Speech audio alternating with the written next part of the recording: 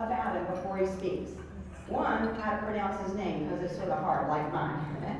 Joel Bob Blasky. Bob Blasky. That way you can tell your friends who vote for him. And the second thing you need to know is, why is the county commissioner chair important? Well, I've learned, and this is really important, the chair is the only one who decides what topics go on the Chatham County agenda. If you have a liberal chair like we do right now, no conservative topics that affect us ever go on there. So we've got to get Joel elected on November 5th. Please welcome Joel Boblaski.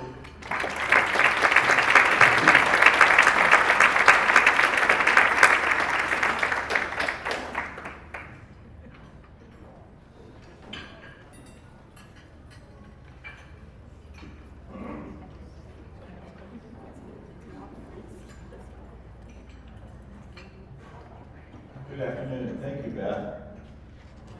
Thank you, ladies on the right, for the opportunity to introduce myself. I am Joel Boblaski. I'm a lifetime resident of Chatham County. I've been in commercial real estate for 30 years, and I'm the Republican candidate for chairman of the Chatham County Committee.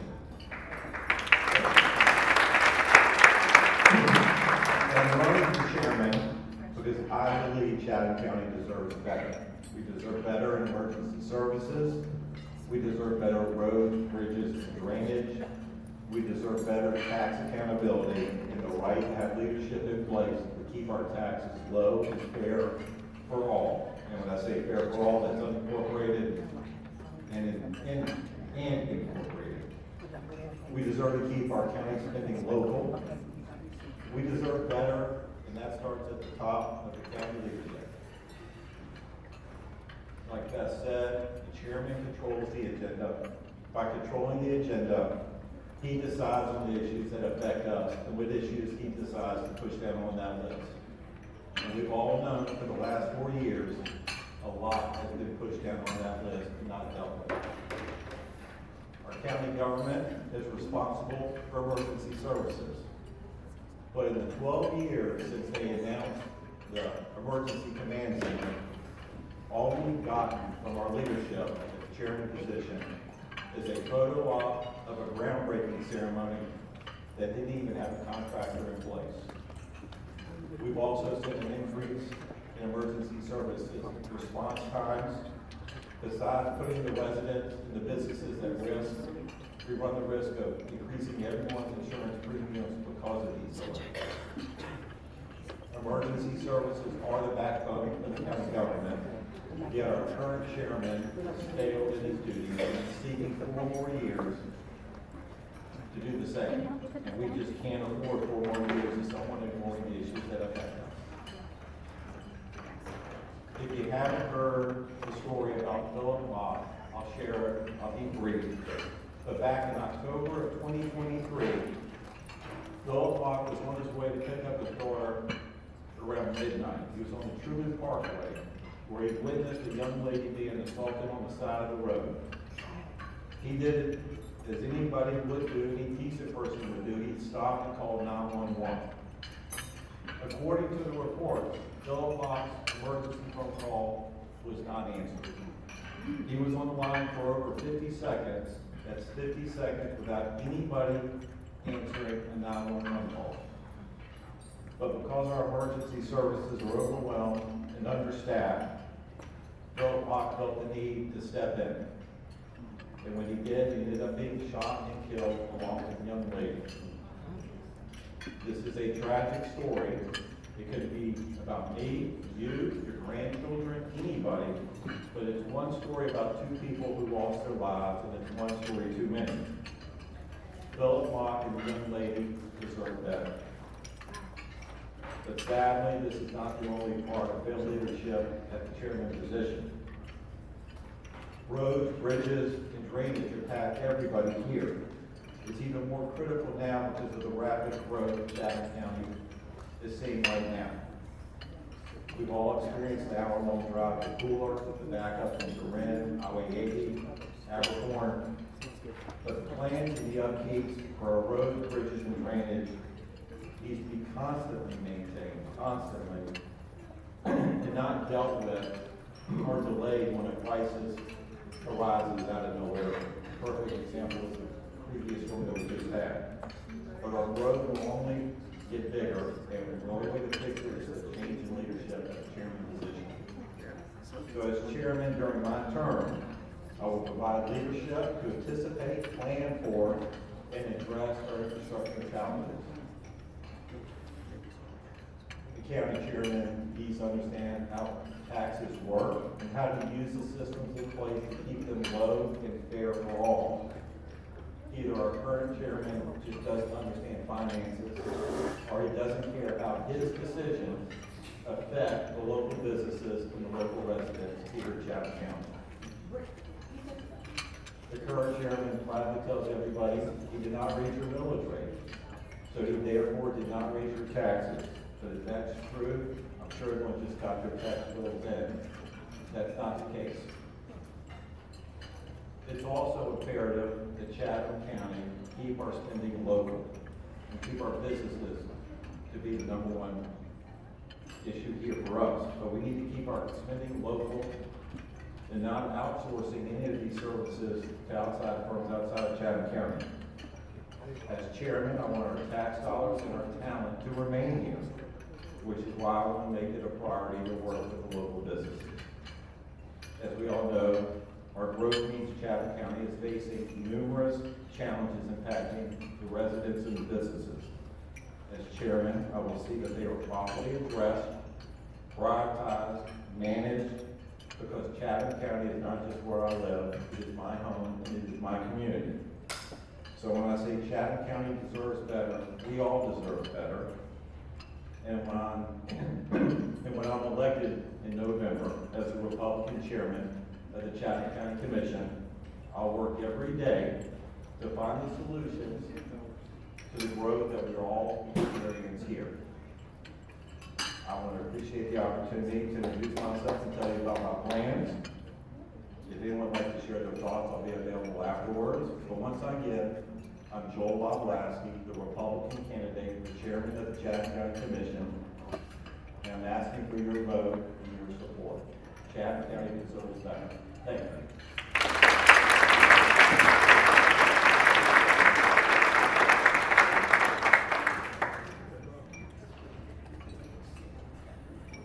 Thank you, Joel. We're so excited to have such a good candidate, a conservative Republican candidate, step up for this important role.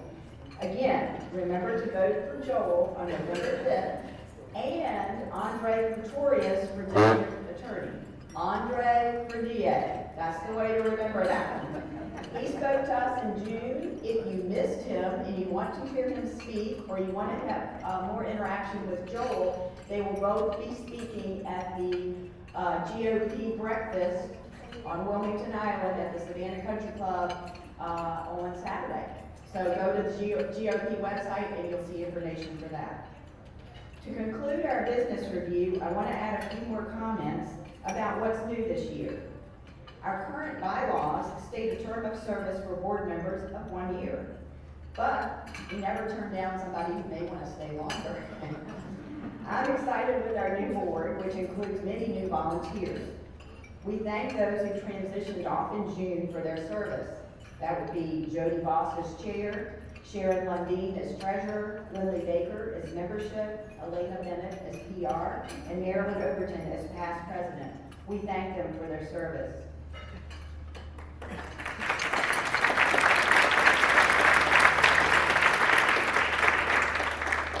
Thanks to Cheryl Gay, who's agreed to manage our Facebook page. We have an opportunity to grow the page.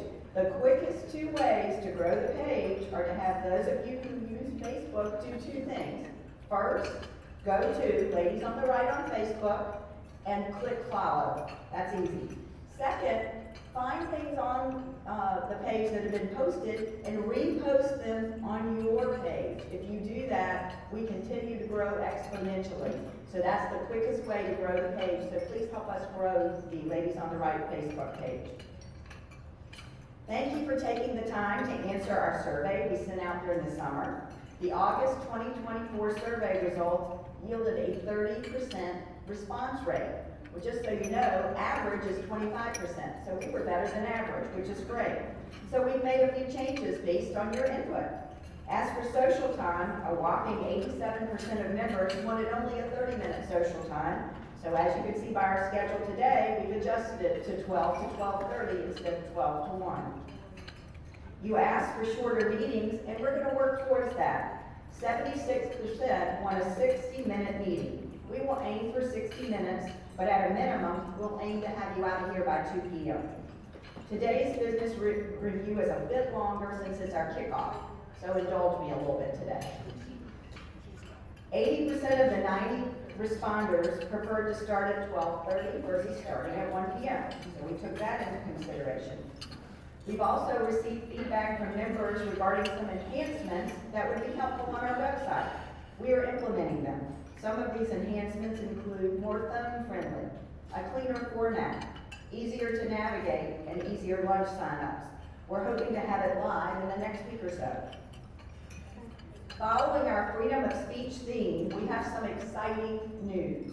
Paul Fisher, you heard about him earlier from Heartland Institute, and he's also our LOTR attorney, volunteer attorney, and Marilyn Overton, our founder, will be offering a freedom of speech discussion group once a month on the second Tuesday at 4 p.m.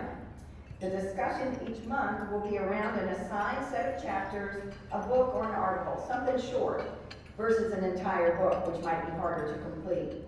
Paul will facilitate the discussion each time. The info on this slide will be on our website under events, and it's an awesome opportunity, so please take advantage.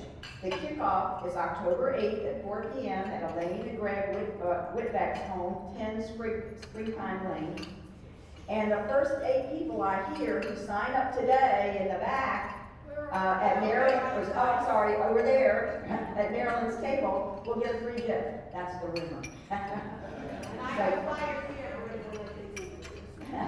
Take advantage of this opportunity. Now, I'm pleased to have the opportunity to introduce our keynote speaker. After her talk, she'll take questions, so be thinking of those as she speaks. Before I introduce Annabelle Rutledge, who will speak on the topic, Equipping Our Next Generation, Young Women for America, I want to share a statistic with you that I heard Bobby Kennedy share this past week as it relates to the youth of today. It's pretty telling. In 2013, a poll was done with young Americans under 35, and it asked the question, are you proud to be an American? 85% said yes. The same poll was done 6 months ago, and the same question was asked. Unfortunately, only 17% were proud to be an American. We have work to do, and Annabelle Rutledge is in the trenches with our youth. Annabelle's the Executive Vice President at Concerned Women for America, CWA. In that role, she serves as one of the main spokespersons for the organization and forges new national partnerships, stewarding some of CWA's most treasured relationships. Annabelle oversees CWA's Young Women for America program, which equips and empowers young women to advocate for the truth in the public square. There you have it, freedom of speech, yet again. The core issues that they endorse: the family, the sanctity of human life, religious liberty, education, sexual exploitation, national sovereignty, and support for Israel. CWA is the largest national public women's policy organization in the country with over 40 years of advocacy history. And like ladies on the right, Concerned Women of America welcomes men as well as women and calls themselves a women's organization that loves men. With that, Annabelle Rutledge.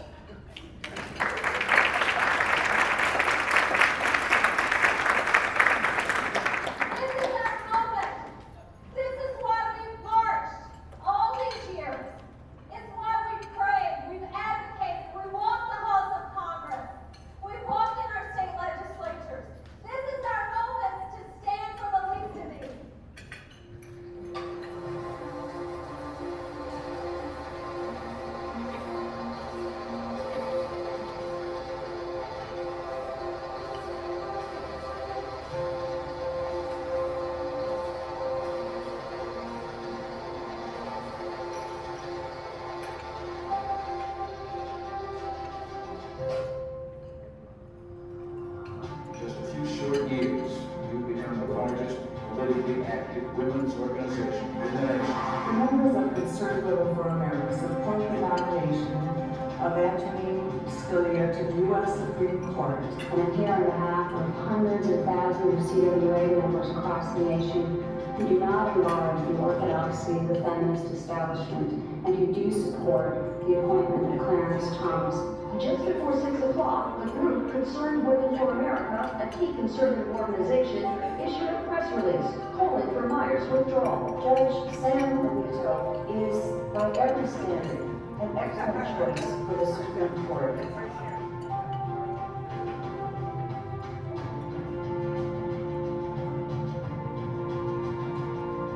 We are here today in support of Brett Kavanaugh. Women of America are excited and energized about having Judge Amy Barrett become Justice Amy Barrett. I know this next group turned out thousands of people today. Where's Concerned Women for America?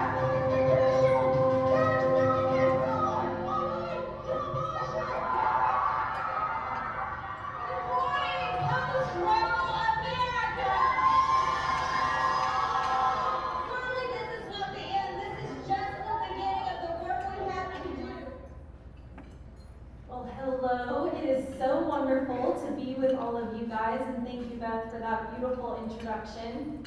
I wanted to start by sharing that video because what I'm going to get to is talking about equipping the next generation, but equipping the next generation doesn't happen in a vacuum. And in fact, at CWA, we have this rich 45-year history.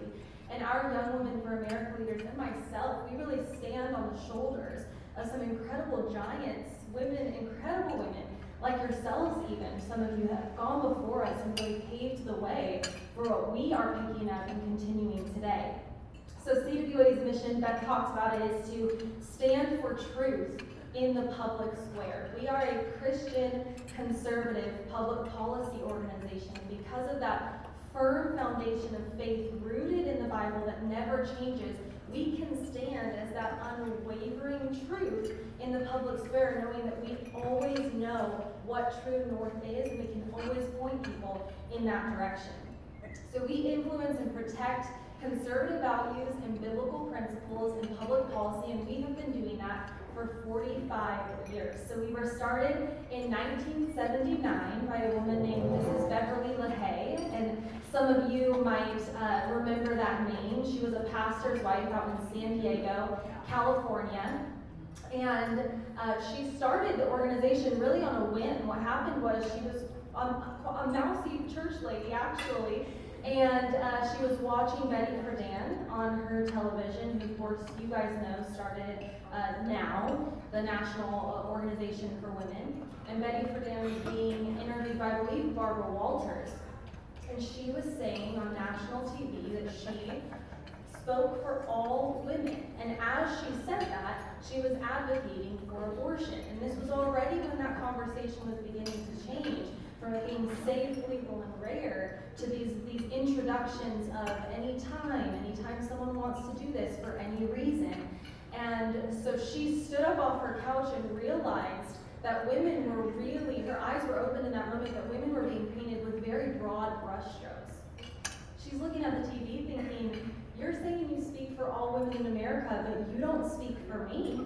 And surely she doesn't speak for me or any of you in this room. And so there was this recognition and this burden that there needed to be an alternative voice for conservative women, for Christian women, for women who thought something different and weren't being allowed to share that, or the opportunity just wasn't being given. No one was standing up to share that side of the story.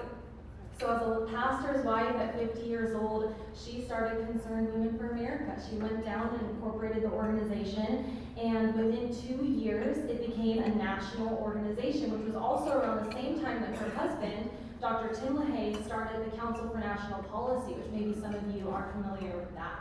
They were quite a power couple in the movement at that time, and actually, when the organization went national, she realized, I think I have to take this to DC. She went out to DC and she met with all these heads of the organizations. Most of them were men, and we do love and respect men, but they all told her, don't bring your organization to DC. You'll never make it in DC. just be a church lady in San Diego. That's probably where you fit best. And she left that trip, that fact-finding trip out to DC, more resolved than ever that she would take Concerned Women for America to DC. She did, and of course, as you know, we've been there for 45 years, and within, only a few years, it had grown to such massive proportions. We have, from the beginning, been predicated on the idea of prayer, education, and then action. We firmly believe that we have to be on our knees, presenting these issues before a powerful God who created us, and then stand up and actually put feet to those prayers, educate ourselves, that's a huge responsibility, then go out and educate others, and then don't stop there because there's a lot of action steps to be taken after you know what is true and what's right.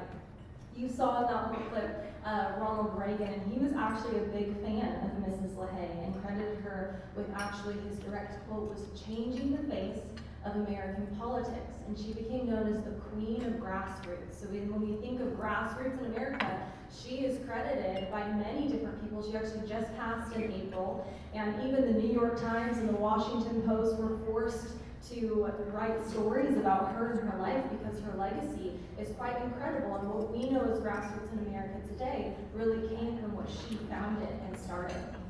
She also, as you saw, we have been involved in a number of Supreme Court nominations and confirmations.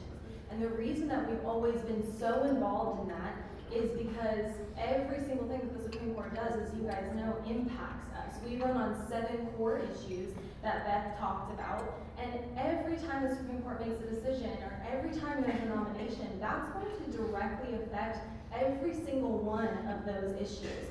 And so over the years, we have been involved in 20 U.S. Supreme Court nominations, 16 confirmations, and Mrs. LaHaye herself testified for 3 of those, if you include Bork, but she did give testimony in the confirmations of Scalia and Thomas. And a fun little story, just as someone who works for the organization and cares so deeply. My boss, our CEO and president now, Penny Nance, who some of you may know, she was at a party, a dinner in DC, and Justice Scalia was there. She'd never met him, and he pulled her aside, and she was kind of curious what he might say, and he told her, Penny, I would really appreciate it. This was last Christmas before Mrs. LaHaye had passed. She said, I would really appreciate it if you would tell Mrs. Beverly LaHaye thank you, because I don't know if I would be where I am today, sitting on this bench, this highest court, if it wasn't for her and if it wasn't for CWA's grassroots, which was just so touching for Penny and for us and the legacy that we've seen go before us, and that she actually did get to share that with Mrs. LaHaye before she passed away. Yes, thank you. That's so kind of you. So we've been around for 45 years. We've had a couple presidents that came in after Mrs. LaHaye stepped down and became our chairman of the board. And eventually, about 15 years ago, our current CEO and president, Penny Nance, came on the scene. And she had, years before, when she was my age, actually lobbied for CWA and been one of our lobbyists. And she was asked to come back to be our CEO and president. And it was a great continuation of our mission and the organization. And one thing that she did is she came in and she looked at the landscape. Well, actually, there were 2 very important things, and one of them we'll get into more detail about. She added our 7th core issue, which was support for Israel. And the second thing she did was she looked at the landscape of the country, what was happening. This was 15 years ago. And, we had a solid organization of women, but time marches on. And we have to ensure that what we believe in, what we stand for, and our activism, our education, is not just marching on, but is looping back around and going to the next generation. And so she actually was the one who created Young Women for America. And so we were actually one of the very early youth leader organizations nationally. There were a lot of different state youth leader organizations. I was part of some of them growing up. But nationally, there wasn't really anything at that time. And so we launched our first Young Women for America chapter at Liberty University. That was Penny's alma mater. And it is still going today. It has continued to have president after president, but also the program has just grown exponentially. And so when she was thinking about how do we build this program, to grow it. Being a Christian organization, we took into advisement the idea of Titus 2, older, mature women pouring into and training up the younger women. And so when we thought about this program, we didn't want it to be anything watered down or different or looking down, but just a continuation of what we're doing. So our Young Women for America leaders are working on the exact same 7 issues. They are on their high school campuses, their college campuses, in their communities, at their churches. They're advocating for life, they're standing for life, they're pushing back against sexual exploitation, especially some of our chapters in Texas do a lot with the human trafficking. They are standing for educational freedom and parental rights in education. They are testifying in front of congressional committee meetings. They are standing for women's sports, family issues, pushing back against bad drug policies, standing for religious liberty, the importance of our borders and national sovereignty, and of course they are also standing for Israel. And so in a lot of ways, we just expanded our grassroots. All of them are grassroots, and we have grassroots leaders who are 15 years old and grassroots leaders who are 85 years old. It's this beautiful synergy, and it's especially wonderful when we get everyone in a group together or when they go out lobbying at their state capitals together. It's just a beautiful representation of multiple generations believing the exact same thing, a united front, and showing up to advocate for that arm's length together. So I can assume that everyone here in this room is a Ronald Reagan fan. I feel like that's probably a pretty safe assumption. And of course at CWA we were big fans of him too. And I want to share a story that maybe some of you know, but it was from his 1981 inaugural speech. And it was about a man named Martin Treptow. We talk a lot about heroes from World War II, but this is actually one of those heroes from World War I that don't get quite as much glory but gave so much. Martin was from Wisconsin. He ended up moving to Iowa and was working in a small town in Iowa when the call for volunteers went out for World War I, and so he enlisted. And his regiment was sent to France in December of 1917, so we're talking about the end of the war here.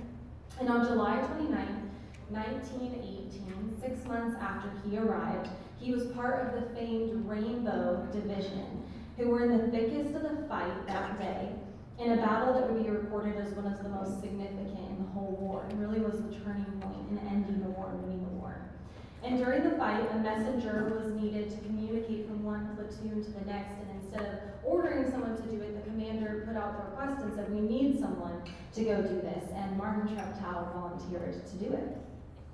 And there was heavy fire, and as he got close to the platoon leader on the other side, he was shot and he died. And his comrades who came to find his body found in his shirt pocket of his blouse a little small diary. And on the very first page of it, when they opened it, was written a heading that said, My Pledge. And underneath it, this is what it read. It said, America must win this war. Therefore, I will work, I will save, I will sacrifice, I will endure, I will fight cheerfully, I will do my utmost as if the issue of the whole struggle depended on me alone. And isn't that such a good picture of what our country was built on?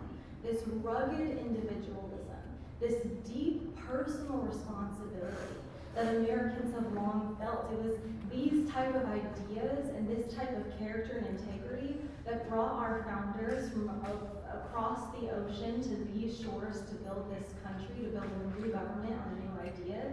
It was this personal responsibility and rugged individualism that had the cowboys pushing out west to tame a part of the country that I ended up growing up in California. And it's what created, ultimately, the greatest generation. These ideas, this personal burden of responsibility that Americans feel to protect their country and to uphold their values and be civically engaged, is actually something that's very unique in the world. It's something that sets us apart from every other country, including a lot of European countries. That rugged individualism does not actually exist anywhere else in the world but here in America. And unfortunately, there's not a lot of it left. But I can tell you that there is one place where you can find that individualism, that personal responsibility, that fight to want to protect everything that was given to us. And you can find it in our Young Women for America leaders. Last night I got to have dinner with a few of your lovely ladies here, and we were talking about the sad facts, men in the room excluded, that there's too many men who have abdicated their great responsibility into leadership.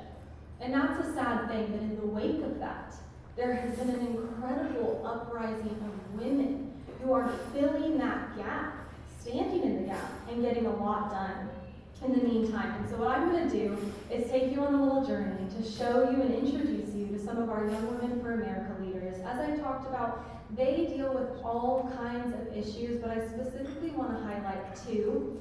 And that is the work that we have been doing with Title IX, men and women's spaces, protecting God's design of two biological sexes, and also, yes, very important,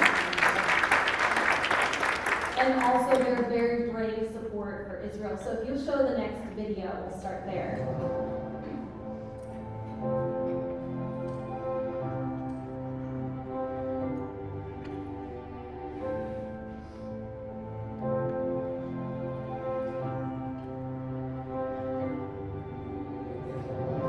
Watch biological males who self-identify as female, such as the Penn State swimmer Leah Thomas, break records and win medals.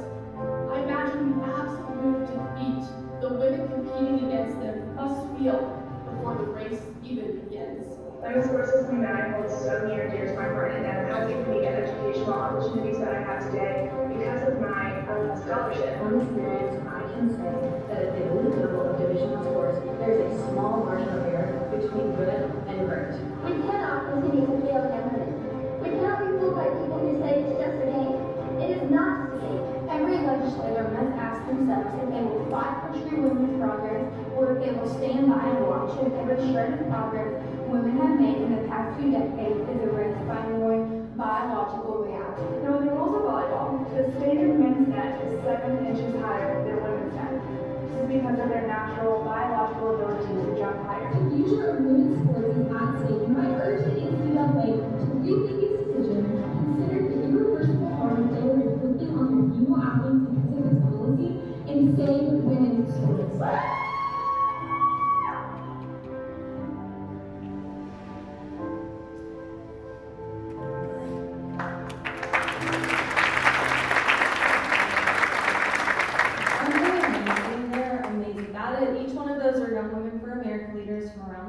The last girl who had the eye black on, which was something we did standing outside the Georgia Tech Aquatic Center, which I'll get to, is actually from right here in Georgia. She grew up in a suburb outside of Atlanta, and her dream school was Georgia Tech.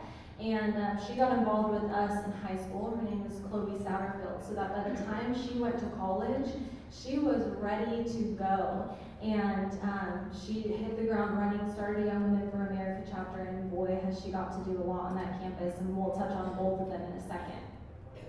But I just want to take you all the way back to 1995, because again, something that CWA brings to this fight that a lot of other organizations might not be able to is a long and storied history. So my boss, Mrs. Penny Nance, with Mrs. Beverly LaHaye in 1995, went to the UN Fourth Conference on Women in Beijing. This was 1 year after I was born, and we think that this issue is a new one, but actually that was 29 years ago. And it was there at that Fourth Convention on Women in Beijing that it was internationally unveiled for the first time that there was more than one gender, is what they called it. That was really the first time that that was unveiled. I believe they said it was 6 at that time. And their eyes were really opened wide because that wasn't something that we were dealing with in policy at that time, but obviously it was already taking root. And I think anyone who wants to tell us that we're conspiracy theorists, Beth, about just about anything, when we look to history, we know nothing happens by accident. We think that this issue erupted in 2015 or 2018 or 2022, whatever event in our politics you might want to pick out and say, oh, this is when the issue started. No, it started way before then. The seeds were being planted, the foundation was being laid, and one of those that we saw firsthand, or not me, but our organization, was in Beijing in 1995. So fast forward, it wasn't really a big deal here in the United States. In 2015 was kind of what came to be known politically as the year of the transgender. Bruce Jenner transitioned to Caitlyn Jenner in that show. I Am Jazz Jennings came out on TLC, and those were the very first times, all in 1 year, that it became very public. Although, again, there were things underneath. There was a doctor back in the 70s, 80s who was performing experimental surgeries on kids, on money. There were things going on, but that was the first time it became really culturally prevalent, and people were seeing with their own eyes, the masses were seeing what was going on. And so we started gathering and fact-finding and digging into this issue.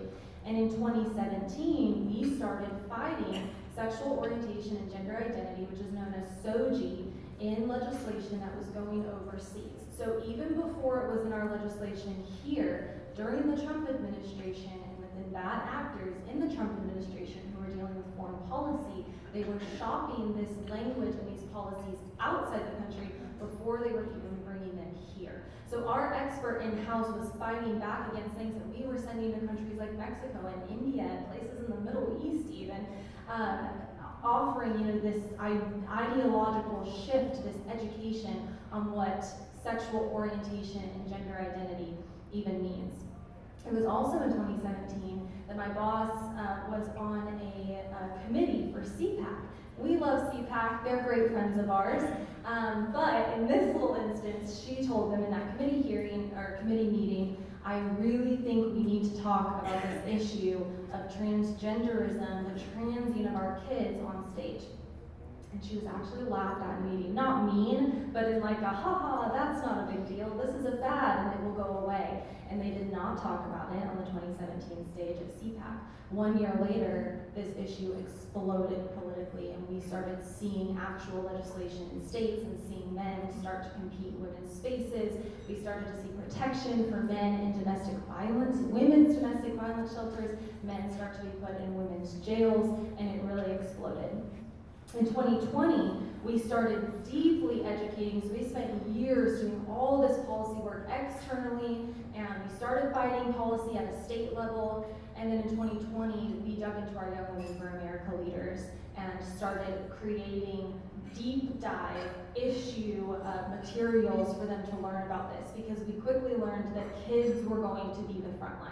Colleges, high schools, even the genderbred man in preschool, they were going to come for the hearts and minds of young people, and we knew that they needed to be prepared. I actually think I might have one of those booklets in the back, but we put together a 30-page booklet going into what these policy issues are, how to respond to some of these issues, the history of this in the United States, the work that we've been doing internationally. In 2022, we started testifying all over the country on behalf of these women's sports bills. And it was also in 2022 that we had this totally seismic shift, because we had Leah Thomas, or Will Thomas, compete, the first male ever to compete in a women's Division I NCAA swimming and diving championship. And at this time, again, like, we're standing here in 2024, and this is everything to us, right? But even 2 years ago, we were still one of the few organizations, and we might have been the only national organization that was really taking this head on. It's exploded in the last 2 years. So when we found out that this male, who's 6'1", a fully intact male who dates women, was going to be swimming at the Georgia Tech Aquatic Center, we knew we had to do something. And so I talked about Chloe Satterfield, who's from your state here, Georgia, and because she had been prepped and ready in high school, she was a freshman that year. And a lot of times it can be hard to get freshmen on the campuses to really get involved and do something. They feel like they have to prove themselves on campus. They've got to get that chapter approved. They need a faculty advisor. We called her up and said, listen, whatever we have to do, whatever we have to do, we have to be outside the Georgia Tech Aquatic Center that day. And so she did. She pulled it all together. She actually had to have security with her, not private security. The school reached out to her because she started putting out flyers that Young Women for America would be there to protest a male being competing in women's sports. And because of that, the vitriol and backlash that she was experiencing from her own peers on her college campus was reaching such a fever pitch that it started to turn into threats of violence against her life, threats that other students wanted to kill her, that they'd be looking out for her, that they would dox her, that they would follow her when she was off campus. The school, actually, this is one of the few examples of schools doing the right thing, got involved themselves, offered her 2 security through the school that followed her around for almost 2 weeks. She didn't go anywhere without security with her because of that intense vitriol. And yet they stand up and they do it anyway. And this girl is this big. I mean, she's, all of 5 feet. But we were there outside that morning. We watched, we love Riley Gaines and we work closely with her, but I do just have to shout out our Young Women for America leaders. They walked so that she could run.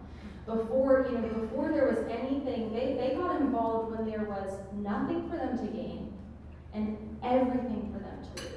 We had girls who were NCAA scholarship volleyball athletes who knew and were openly told by their coaches that your scholarship is on the line if you keep doing what you're doing. And that girl from Tennessee drove down that day to go stand with us outside the Georgia Tech Aquatic Center, knowing that they were potentially threatening. It was an empty threat, by the way, and she did not lose her scholarship, thank goodness. But they threatened it, and it was scary, and that's their funding for college. That's her future. That's everything she's worked hard for, and she put it all on the line because it's that important, and they know what they're up against and what they have to do to pave the way for even the next generation. We have testified before the Office of Information and Regulatory Affairs, or IRA, not once but twice. We have asked for those meetings with the Biden administration. We have submitted countless testimony. For over 2 years, we have held Biden's Title IX rewrite at bay. And isn't it just a slap in the face that when he decided to do that, the week that they wanted to pass it, they talked about it in April of 2022, but the week that they actually decided to try to move on that was in June. It was the week of the 50th anniversary of Title IX. A complete slap in the face to women, and honestly, to people in their own movement. I think that Ruth Bader Ginsburg was probably turning over in her grave, quite frankly. YWA leaders have been personally requested for testimony on the Hill from the likes of former Speaker McCarthy, Congressman Stubbe, who wrote a very important bill on this, Congressman Emmer. I mean, we'll get calls asking for them by name. We want Chloe to come up to Washington, D.C. We need Macy to come up here for this hearing. And I just want to tell you that one of my favorite things about our Young Women for America leaders is that they are fierce, they are bold, they will get the job done, but they do it with grace and they do it with dignity. And so when they stand in those rooms, I'll never forget being with them. 2 of them were asked for to be in a congressional hearing on International Women in Sports Day. And they stood up there, and another congresswoman came up, and I can't think of where she's from. I think she's from Tennessee, after they spoke. And before she started her panel, she said, I just want to stop before I start this panel and thank these 2 women for the way they talked about this issue. Because no one could listen to what they said and say that anything they said was hateful. Because they will tell the absolute truth, and then they will also do it with compassion. They were asked if they were angry and if they hated these male athletes by a reporter that day. This is why she said that. And our YWA representative said it's absolutely wrong and it's unfair what they're doing and they're hurting us, but I actually have deep compassion for them. I know that they're struggling. I want them to find the truth. And that sets them apart, and it makes them different, and it makes them different from the liberal mobs on campuses too. You have to have that salt and light within you, that dignity.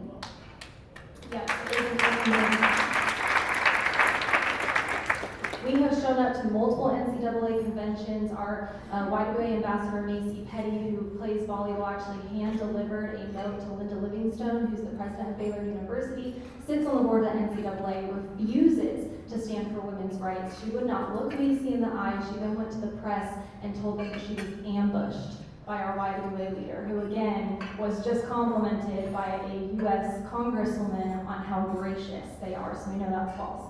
And then in March of this year, 2024, 16 athletes filed a lawsuit against the NCAA, and among those plaintiffs was Young Women for America ambassador and 31-time All-American swimmer Kylie Alons. who competed in that 100-yard freestyle against Leah Thomas that day in Georgia. So if you want to show that video of them on the NCAA swimmer Riley Gaines, remember she's been an outspoken opponent of men competing in women's sports, but she was on Capitol Hill this week giving emotional testimony.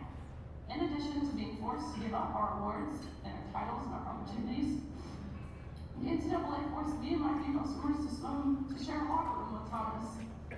A 6'4", 22-year-old male equipped with and exposing male genitalia. Let me be clear about this. We were not forewarned we would be sharing a locker room.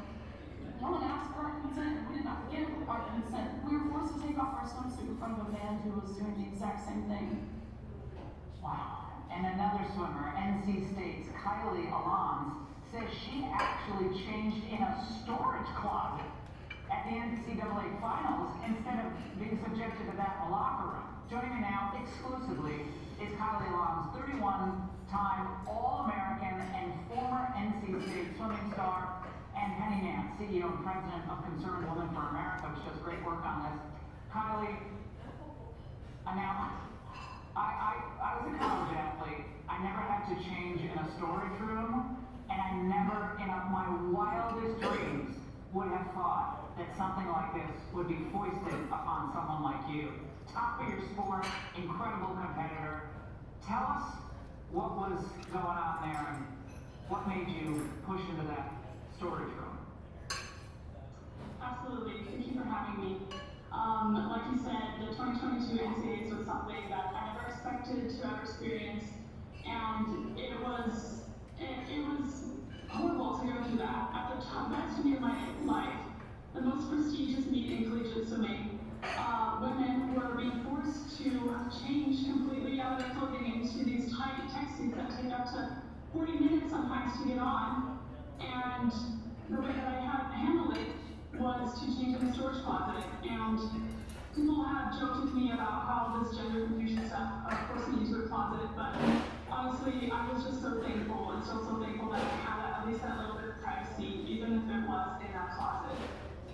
Was there any attempt to be, to cover up? I actually was lucky enough to not be in the same court at the exact same time. But even when I was having that experience of changing the locker room when Thomas wasn't in there, I was just constantly on edge. I was completely covering myself with my parka, with my towel, just in case he happened to walk in on me while I was trying to get into my practice in racing suits.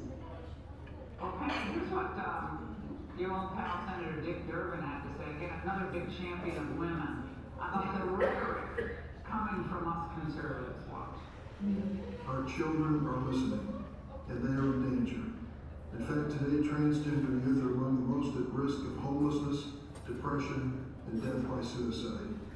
So when these young people who are already struggling hear politicians amplify hateful rhetoric that denies their very existence, what message does it send? So Penny, by discussing this, we're committing rhetorical violence. Apparently, that's what their argument is. You can't disagree, in other words. Over 2/3 of Americans are in deep agreement with us. Leading in those polls are African Americans and women, and independents, by the way. And so any presidential candidate should be aware this is a key issue. This is a direct violation of Title IX. This is sexual harassment. They did not consent to be naked in front of a man, and they didn't consent for him to be naked in front of them. And so I think there's lawsuits that are going to abound. Concerned Women for America has been on this for 5 years, and we're You saw where it was going. Yeah, you saw we're so proud of these young women that are leading on this, It's very courageous for them to take a firm stand. Kylie, did you can swim press next. directly? You can just get a feel for even the emotion of these girls. As she said, it's the most important day of her life. That was her capstone year. That was the last year that she would ever be competing. And, Penny talked about the fact that this is sexual harassment, used the terms, they didn't consent. And these are things that we are starting to put into the language of what we're talking about. Having the girls say, I do not consent. Let's use that Me Too movement against them.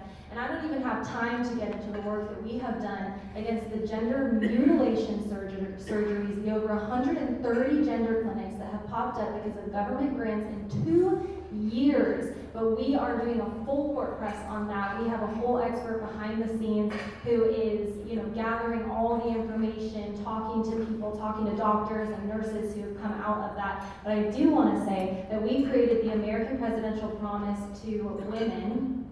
And President Trump was the very first one to sign that promise, and we are so grateful. And so we have, we know that he is on our side on that, and it is going to protect women. And in that, it talks about there being just 2 sexes. So I do want to quickly talk, I know time is going up, but about the Israel issue. And if you'll just show the next video.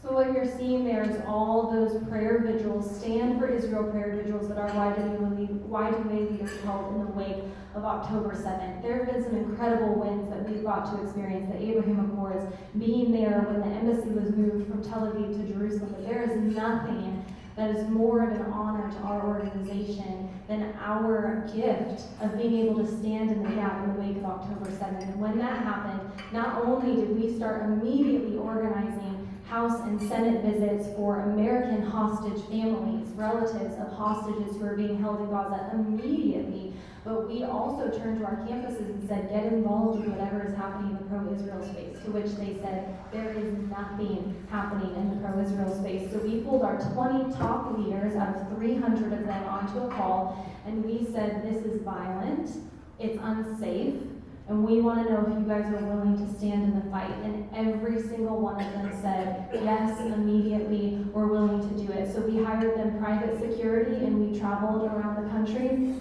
to be there and bolster their effort. And those prayer vigils were anywhere from 12 people showing up to 300 people showing up. And we told those leaders who had smaller vigils, they were kind of discouraged by that. And I told one of them one was at Georgia Tech. That was really tough to get people there. The campus really pushed back against having it. The other one was the University of Alabama. The campus was horrific to our leader there. They were posting slurs about her and also threatening to dox her. And they were disheartened that there were only a handful of people that came. But I told them, if you stood alone, it would be worth it. There's a term for people who stood up during World War II and protected and stood in the gap for the Jewish people, and they're called the righteous among the nations. And if you stood alone, if you have any opportunity to maybe just a little bit get to feel what that's like and prepare yourself for what might come, it's a worthy effort. And so we have just seen them stand in this in such an amazing way, and we had no idea that support for Israel would become a wedge issue in the 2024 presidential election. And yet here we are. We had at some of those vigils, you saw one of them actually, a Jewish student, very androgynous, extremely liberal. She attended, she shared her story. She had family members who were there in Israel that day. And she pulled me aside personally and said, I just want to let you know that what you guys just did standing here alongside of us and praying for us. I don't even believe in prayer, but my liberal counterparts, who I have done everything on this campus to stand for progressivism, to stand alongside the LGBT community, to stand for Black Lives Matter, to stand with all of these people, and when it was my turn, when my life and safety was on the line, not one of them came around me, but you guys came around me, and the Christians are making a difference. And that's such an incredible testimony.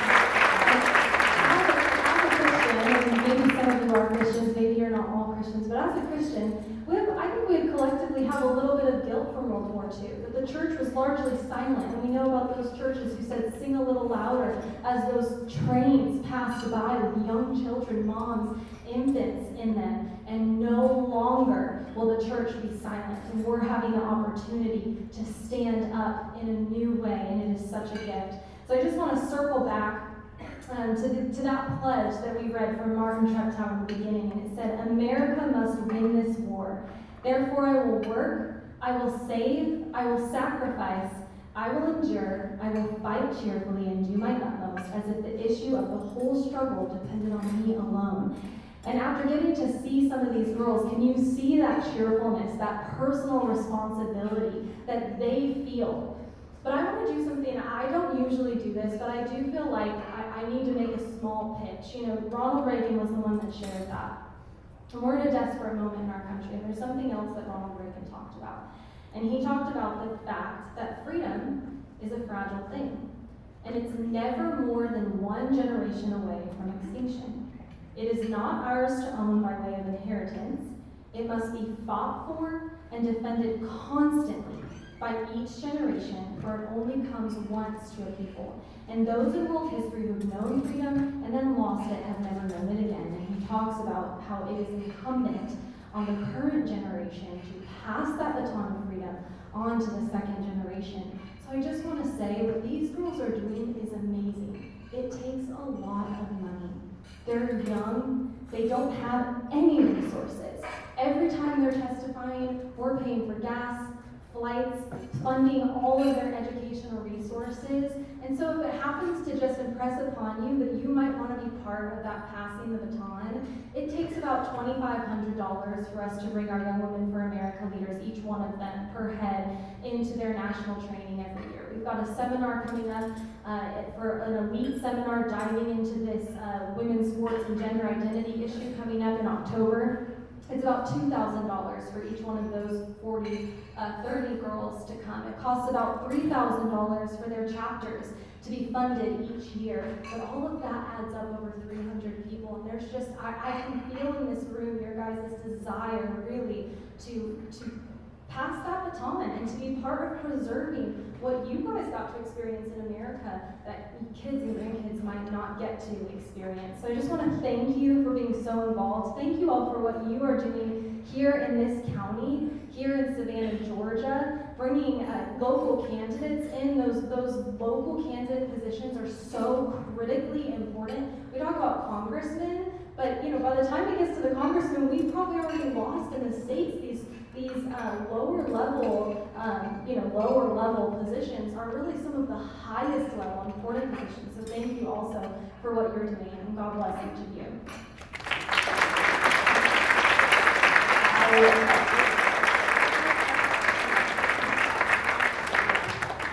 Sorry, I forgot there were questions. We have time for just a few questions, and Lisa will walk around with the microphone. If you have any questions. All right, who has a question? I don't know. Who has a question? Okay, so Mimi has one.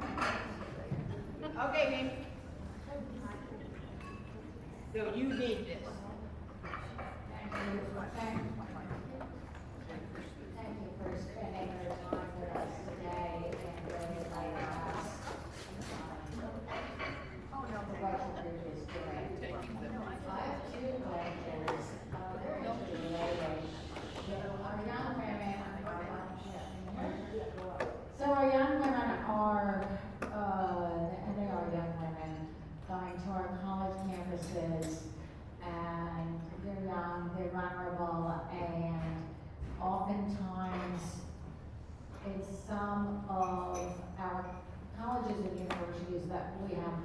considered to be the best of the best, they're being bullied by the administration and their professors. And so how are we handling that is the question. What is your organization doing about that? And the interrelated question is that they're also being bullied to think that if there is a female candidate, that they must vote for the female candidate. How are we handling those interrelated issues for your organization? Yeah, that's a great question. So when it comes to actually dealing with the school administration itself, we're not independently going after any school, but when it impacts one of our leaders, then we will take action. So Baylor University, which is a historically Christian university in Texas, we got incredible pushback. I should have mentioned them to the Israel rallies as well, to the point that I had to get on with our general counsel, with their student activities officer to say, I'm sorry, are you really telling me that we have to write out our prayers to be approved by Baylor's Education Activity Committee that you will then sign off on? Surely you're not telling me that. To which she replied, yeah, that's what I'm saying. In that case, then we do start to get involved, and so we don't go first for, immediately a lawsuit. We do try to give them time, and so Penny actually had our CEO and president went with that leader who they snubbed for the Israel rally, and then that same school, it was a double whammy because she was the one, you remember, said that our YWA leader who was giving her the letter as her board chair for the NCAA ambushed her, and so they actually had a meeting collectively with her, and they, we went through their school policies and whatnot. There was no grounds to actually sue, but that's just an example of when it's presented, we're going to fight tooth and nail. On the gender issues specifically, and the Title IX issue, we have an expert, Doreen Denny, who actually spoke to you guys a couple years ago, or last summer, and she does do the back end on talking to the school administrators specifically about pulling out and opting out of competing against a male. Because we'll talk to people all the time and say, well, just tell the girls not to compete. That's a tall order for a girl who is, relying on this scholarship and works their entire lives to get there. But it just happened this last Saturday, and Doreen was part of these conversations actually, but Southern Utah University, actually the school itself said no, and there's a new male volleyball player, Fleming from San Jose State University, who was coming to Southern Utah University, and the school administration said, based on the conversations with Bill Bach, Doreen Denny, others in the movement, our friends at IWF, said we're not playing this at all, and stood in for the girls and just made that decision. So on that issue, we are going offensively to these schools. Okay, any other questions? No, I don't need a microphone. Okay, we got a question over here. The shovel. Thank you, Lisa. What is your organization's reaction to President Trump's position on abortion? That is a really good question. These kind of things are nuanced. We have taken the same position on abortion that we always have. It's never going to change. We're unashamedly pro-life. We're also different than some pro-life organizations in the space that we are incrementalists, and we believe that every child saved along the way is a good and important win. And so we don't laugh at or poo-poo any incremental bills along the way. We support them all, and then we say, let's take the next step. So what I can say is, it doesn't, some of the things that he said have not been in line with what we believe. That doesn't mean he's not the right candidate, and not an amazing candidate, and not the most pro-life candidate or president that we have ever seen, even including Ronald Reagan. And so, my boss, Penny Nance, is very close to the president. She was on his faith advisory board. She was asked to come to the White House many times. She was one of the people he would always point to when he needed prayer, would ask her to come to the White House to pray with him. She's had many personal audiences with him. And every time she does, she tells him exactly, we'll always hold his feet to the fire, and he respects that. He likes people who know exactly what they believe, stand on that conviction, and will hold him to it, because he's one of those people. He's fiery, he's got opinions, and he sticks to it. And so he really respects that. about CWA and respects that about Penny. And I think everyone has different opinions on, you know, how to win. And what CWA does is we win our base. 35% of Christians voted in the 2020 election. If every single Christian and conservative, they said it on Gutfeld, if every single Christian and Catholic voted in this country, we would win every single election by a landslide. So what we do is we go out and we secure our base. We just got back from a 6-week bus tour across the country, from Wisconsin all the way looking around. We were in Georgia, we went over to Arizona, Nevada, and up to Montana. And I believe that if and when you know, he is the next president, that he will be very pro-life, because that's what he has always been. Okay, next question. Last question. Here we go. It's an interesting provision, the immigration law that's not being enforced, and I wonder how you feel about it. In the immigration law, any student visa issue, that there are lots of students at Harvard, Yale, and all the so-called elite colleges that come from the Middle East and other places, like some in the United States. And the provision says if you engage in terrorist supporting activities, your visa should be revoked. Not a single visa has been revoked, including at schools in Georgia, University of Georgia, and Georgia Tech, and other schools in Georgia. What's your view of that, and what can be done? Well, I can't say that I'm an expert on that, but what I can say is there is some extremely anti-American sentiments on our college campuses, as we saw loud and clear, and something that our Young Women for America leaders have been sounding the whistle on for a while. But we saw it on all of our televisions, and now we know it's true. And so no one has an excuse. I personally believe that we have to have secure borders, and that's what Concerned Women for America believes. It's the very crux of having national sovereignty. What are we sovereign over if we don't even know what belongs to us? And who are we protecting? If we say the job of the federal government is to protect the American people, who are we protecting if we don't know who the American people are? I would love to see that happen, and I would love to, you know, I'll do more research into that. We'd love to get our Women for America leaders more involved on that front. Let's give Annabelle a big hand. Thank you all so much for all the work.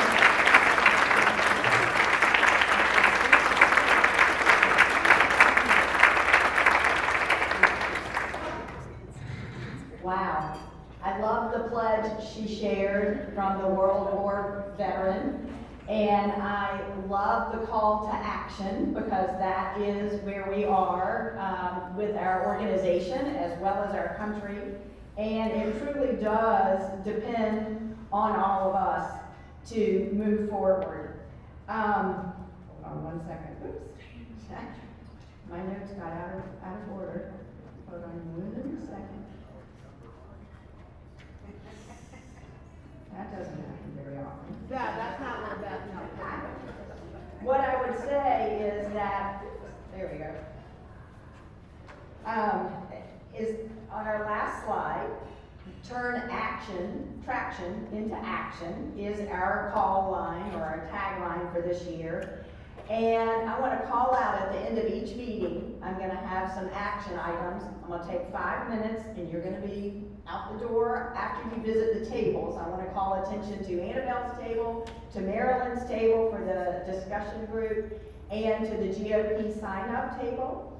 But I wanted to let you know that we need to do and follow through with the pledge and put everything on the line, because the freedoms that we give away today are the ones our grandchildren will never know. That's the critical thing, and we have to, as the top generation, a lot of us in this room, we need to pass that baton on to our other generation. And quite honestly, at the risk of sounding like a conspiracy theorist, I believe we're already in World War III on some level, and have been maybe since Biden took office. Many U.S. citizens aren't aware, because instead of being fought with bullets and bombs like in past wars, the newest and quietest weapon is censoring freedom of speech. And you can see they're working on saying the quiet part out loud and standing out for what we need to stand up for, even if it means we sacrifice all. like people, like young people who are willing to sacrifice the potential of a scholarship. Time is running out. Here's my first call to action. Only 47 days to our November election, and this is not the time to sit on the bench. Everyone, absolutely everyone, has to help us get Republicans to vote. Because you know what's going to determine, short of any fraud going on, just kidding, but you know what's going to determine who wins is actually who votes. I mean, a lot of people can say, oh, but the American women in the suburbs think so-and-so is going to, Kamala's the one to go. Well, if they don't vote, it doesn't count. So it depends on who goes out to vote. So you can help getting people who are conservatives like we are out to vote by being a door knocker. I've done it, it's fun, but it might not be your thing. Make phone calls, that's a possibility. We have a way to do that. Or be a poll watcher. And there are ladies who are going to be walking around the room with a sign-up sheet right now, or at the GOP table on your way out, and make sure you add your name. It's amazing what just even one day of doing that could do for us. We all must act by volunteering to get a strong turnout in the election. Our future depends on it. It has to be too big to rig. In other words, let's get so many votes out there that even if they're going to try and rig it, they can't do it.